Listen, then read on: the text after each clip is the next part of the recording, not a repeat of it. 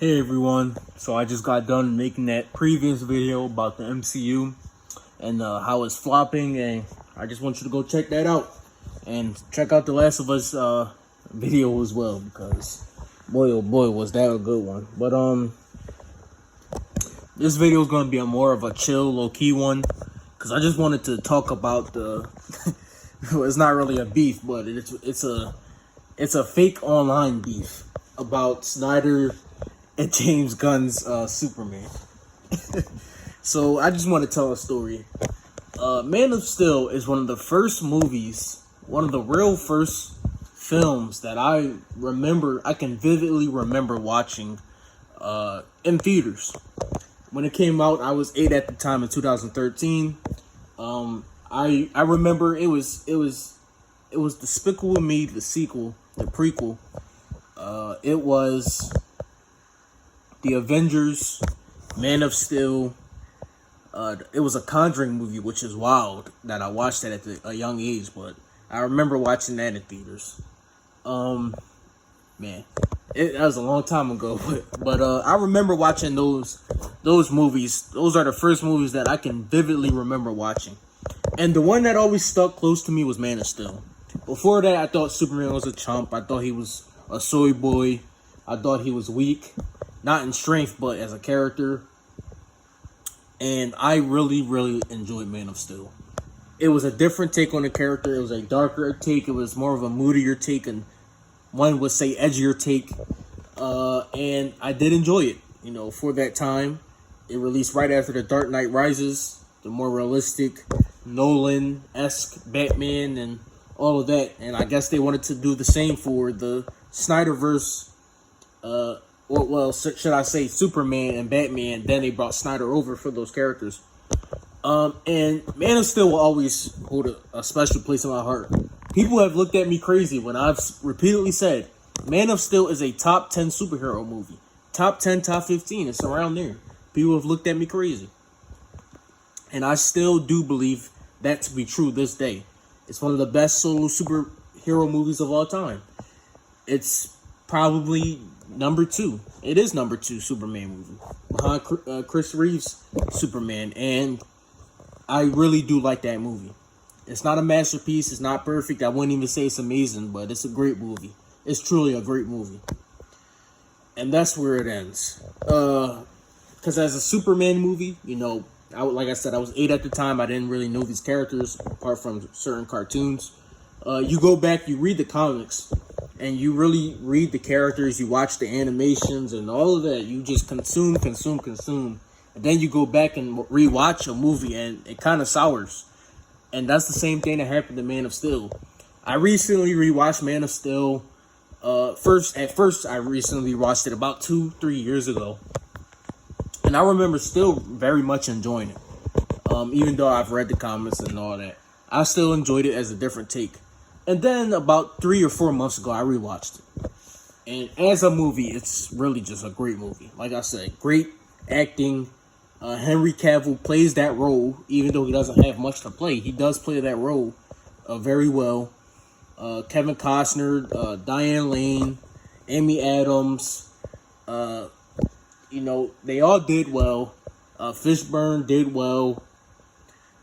They all did well, but as a Superman movie, it fails. I'm just going to say it. It fails, and it fails miserably. In many ways. A character assassinates Pa Kent. His Kryptonian origins are a bit weird. Zod is, you know, made to be a fool in the first 20 minutes of the movie. There's so much destruction and chaos and CGI overload for the last 30 minutes of the movie. We don't really get a feel of Superman. This is a character. Superman is a character where, you know, you can be depressed and down, and you see the guy flying, and just that alone would make you hopeful. It would make you happy. It would make you feel something. It would make you want to be a better person. He's the type of guy that you could talk to. You know, if he was real and, you know, you were depressed and you see him on the street, he would take time out of his day to talk to you. Snyder's Superman does not feel that way. He feels like a guy. He feels like a next up and coming god. That's what he feels like. He feels like a next up and coming Jesus Christ, Buddha, one of those types of messianic figures, those transcendental figures where you don't feel that you could talk to him. You don't feel that he could be your friend. You feel that you should be able to worship him, that you should look up to him, that he is the ideal, which Superman is. But that's not Superman. That's really not Superman. You should be able to feel something. And when I recently rewatched Man of Steel 3 or 4 months ago, I didn't feel anything. It's a dour, it's a hopeless, it's a meandering movie. That's not to say it's bad. It's not. It's still a top 15, 10 superhero movie.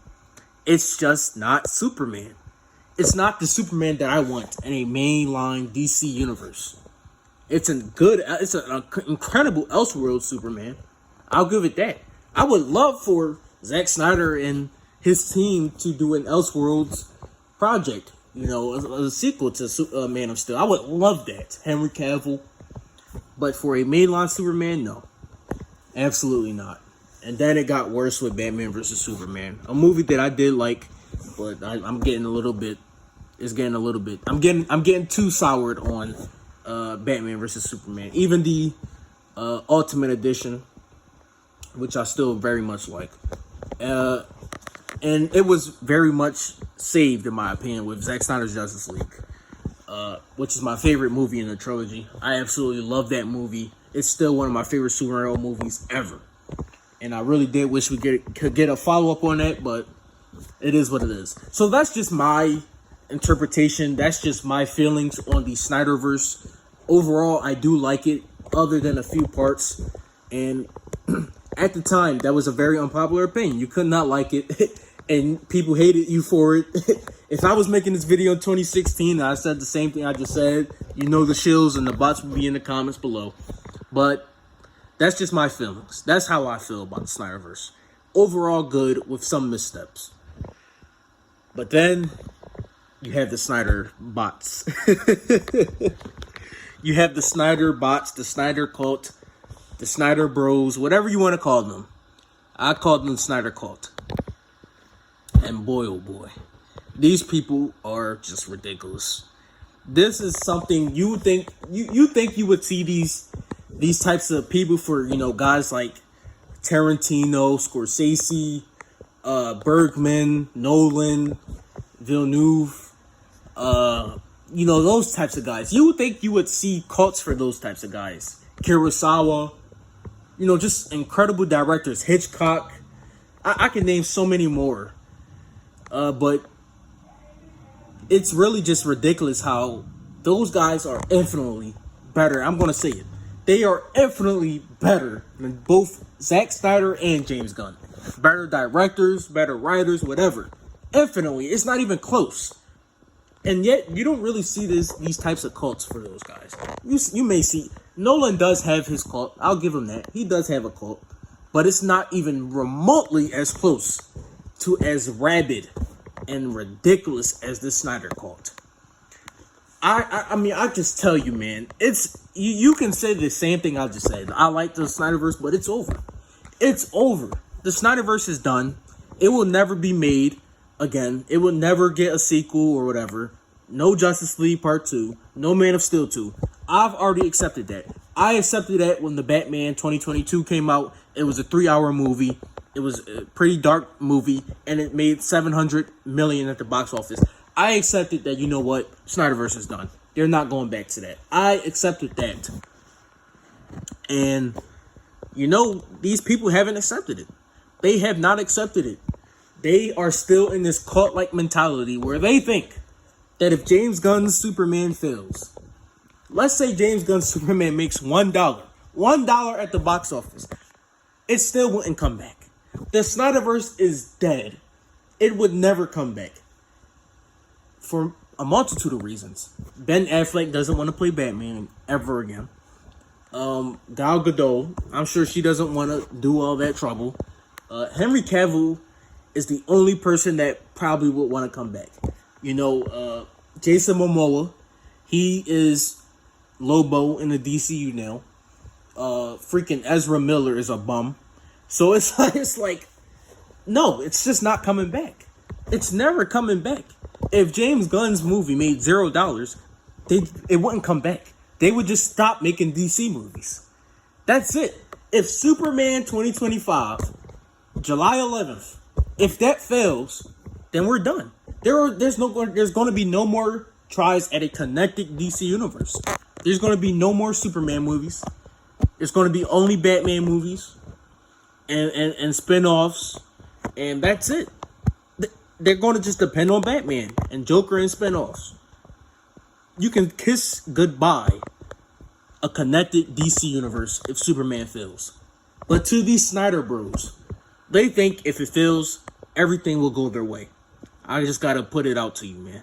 That's not how the world works. Not everything goes your way.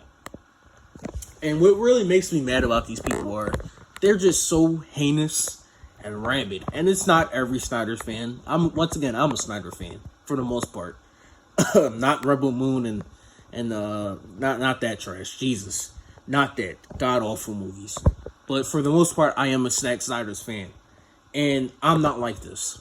These are people that have attached themselves, their entire personalities, on the Snyderverse, on 3 movies, on 3 divisive movies at that.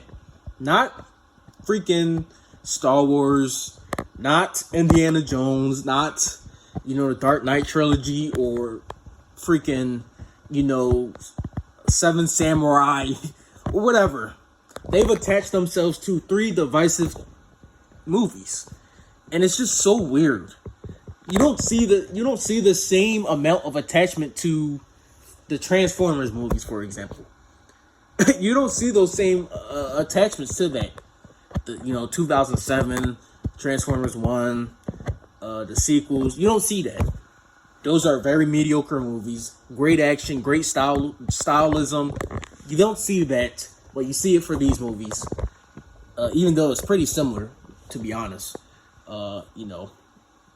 But it's just weird. And it's very weird that how it's kind of affecting Superman's 2025's ability to come across as a good movie. Because from what I've seen, I've liked basically everything except that horrible suit. I think the suit is terrible. The texture, the leather, the paneling, the lines, just the way it looks overall on David Corenswet's body. I think the suit is horrible. But I like that they brought the trunks back. The colors are nice. The logo on the back is back. The cape is nice. So I like overall the aesthetics of the suit, but the suit itself sucks. But that's beside the point. These people just nitpick everything. They nitpick every single thing possible. Oh, he's looking in this direction. Oh, let's nitpick that. It's like, what? Oh, this looks a little off. Oh, let's leave out all the context. Let's just be bad faith actors. Let's leave out all context. Oh, Clark is yelling at Lois. Oh, he's an abuser. He's a piece of crap. It's like these people just nitpick everything when it comes to this movie. And I just have to say, don't engage with this. Tyrone Magnus, for example. Don't engage. Just don't engage. Harsh critics, don't engage. Aaron Fisher, don't engage. 4KO or TKO, whatever the hell his name is. Don't engage with these people. Because these people are arguing in good faith. They're not debating in good faith. Hell, I can name plenty of what I dislike about this. The look of this movie. I think some of the cinematography is just ridiculous. It looks weird. I think, some of the special effects could be touched up. I think, like I said, the suit is horrible. I think there's a little bit too many characters in the movie. There's a lot of things that I can criticize about this movie. But just these stupid nitpicks about, just stupid things. Acting like the suit will ruin the movie. I hate the suit. I'm just going to be honest. The suit sucks. But it's not going to ruin the movie. Another suit I hate? I hate the Dark Knight's Batman suit. That suit is terrible. It's overly designed. It's overly militarized. It's terrible. It's a terrible suit in my opinion. But guess what? It's one of my favorite superhero movies of all time. If not my favorite. The suit didn't ruin it for me. I see no reason why the suit should ruin the movie for you. Speaking to you, Tyrone Magnus. But anyways, I just had to get that across. I think James Gunn's movie, I think this will be a good movie. I think this will be a great movie, actually.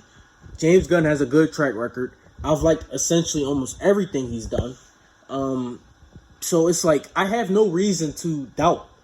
I have no reason to, I have suspicions and criticisms, but I have no reason to say, oh, this will be a bad movie.